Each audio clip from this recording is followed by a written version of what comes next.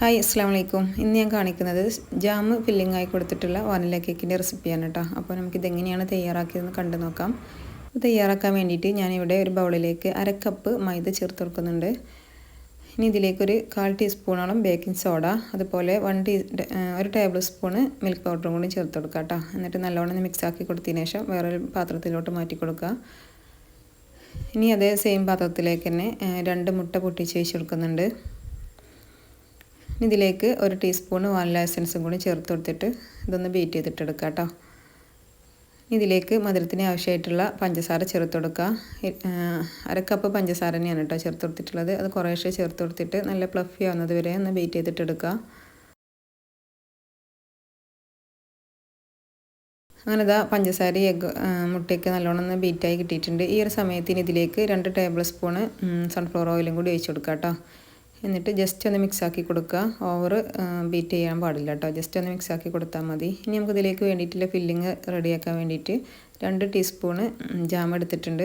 അത് നല്ലോണം ഒന്ന് മിക്സ് ആക്കി കൊടുത്തിട്ടൊന്ന് ലൂസാക്കിയിട്ട് എടുക്കുക കേട്ടോ. അങ്ങനെ ഇതാ ജാം ഇവിടെ ലൂസായി കിട്ടിയിട്ടുണ്ട്. ഇനി ഇതിലേക്ക് നമ്മൾ അരിച്ച് വെച്ചിട്ടുള്ള ഫ്ലോറിൽ നിന്നും 1 ടേബിൾ സ്പൂണ് ഫ്ലോർ ഇട്ട് കൊടുത്തതിന് ശേഷം ഒന്നുകൂടി ഒന്ന് മിക്സ് ആക്കി കൊടുക്കുക. അങ്ങനെ ഇതാ നമ്മൾ ജാമിൻ്റെ ഫില്ലിംഗ് ഇവിടെ റെഡി ആയിട്ടുണ്ട് കേട്ടോ. ഇനി നമ്മൾ ബീറ്റ് ചെയ്ത് വെച്ചിട്ടുള്ള എഗ്ഗ് മിക്സിലേക്ക് നമ്മൾ ഫ്ലോർ കുറേശ്ശെ ചേർത്ത് കൊടുത്തിട്ട് മെല്ലെ മെല്ലെ ഫോൾഡ് ചെയ്തിട്ട് എടുക്കുക. ബാറ്റർ നല്ല കട്ടിയായി തോന്നുന്നുണ്ടെന്നുണ്ടെങ്കിൽ ഇളം ചൂടുള്ള വെള്ളമോ അല്ലാന്നുണ്ടെങ്കിൽ കുറച്ച് പാലോ ചേർത്ത് കൊടുക്കുക. ഞാനിപ്പോൾ അതൊന്നും ചേർത്ത് കൊടുക്കുന്നില്ല കേട്ടോ. ഈ ഒരു അളവിൽ കറക്റ്റ് അളവാണ്. വേറെ വെള്ളമോ പാലോ ഒന്നും ചേർത്ത് കൊടുത്തിട്ടില്ല. അങ്ങനെ ഇത് നമ്മളെ ബാറ്റർ ഇവിടെ റെഡി ആയിട്ടുണ്ട് കേട്ടോ. ഇനി 6 ഇഞ്ചിൻ്റെ ഒരു സ്ക്വയർ ടൈപ്പിലുള്ള ടിന്നാണ് എടുത്തിട്ടുള്ളത്. അതിലേക്ക് കുറച്ച് ഓയിലാക്കി കൊടുത്തതിന് ശേഷം എല്ലാ ഭാഗത്തൊന്ന് ആക്കി കൊടുക്കുന്നുണ്ട് കേട്ടോ ഓയിൽ. ഇനി ഇതിലേക്ക് ഒരു ബട്ടർ പേപ്പർ വെച്ച് കൊടുക്കുക. ഞാൻ ബട്ടർ പേപ്പർ കയ്യിലില്ലാത്തതുകൊണ്ട് ഒരു A4 പേപ്പറിൻ്റെ കഷ്ണമാണ് കേട്ടോ വെച്ച് കൊടുത്തിട്ടുള്ളത്. ഇനി ഇതിലേക്ക് നമ്മൾ ബാറ്റർ ഒഴിച്ച് കൊടുക്കുക. എല്ലാ ഭാഗത്തൊന്നും ആക്കി കൊടുക്കുക കേട്ടോ. എല്ലാ ഭാഗത്തൊന്നും ലെവൽ ചെയ്ത് കൊടുക്കുക.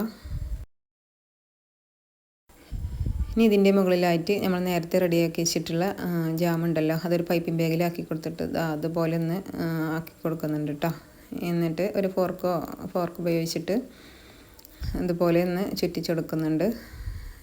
എന്നിട്ട് 10 മിനിറ്റ് പ്രീ ഹീറ്റ് ചെയ്ത ഓവണിൽ 25 മിനിറ്റ് ഞാൻ അതൊന്ന് ബേക്ക് ചെയ്തെടുക്കുന്നുണ്ട് കേട്ടോ. അങ്ങനെ 25 മിനിറ്റ് ബേക്ക് ചെയ്തെടുത്തിട്ടുള്ള കേക്കാണ്. നല്ല സോഫ്റ്റായി കിട്ടിയിട്ടുണ്ട് കേട്ടോ. ഇനി ഇത് ചൂടാറിയതിന് ശേഷം ഇതിൻ്റെ സൈഡൊക്കെ ഒന്നൊരു കത്തി ഉപയോഗിച്ചിട്ട് അതുപോലെ ഒന്ന് ആക്കി കൊടുക്കുക. ചൂടാറിയതിന് ശേഷം മാത്രം ഇതുപോലെ ചെയ്തെടുക്കുക കേട്ടോ, അല്ലാന്നുണ്ടെങ്കിൽ പൊട്ടിപ്പോരും. എന്നിട്ടൊരു പ്ലേറ്റിലോട്ട് മാറ്റി കൊടുക്കുന്നുണ്ട്. ഇനി നമുക്കിതൊന്ന് കട്ട് ചെയ്തിട്ടെടുക്കുക. അങ്ങനെ അടിപൊളി ടേസ്റ്റി ആയിട്ടുള്ള വാനില കേക്ക് ഇവിടെ റെഡി ആയിട്ടുണ്ട് കേട്ടോ.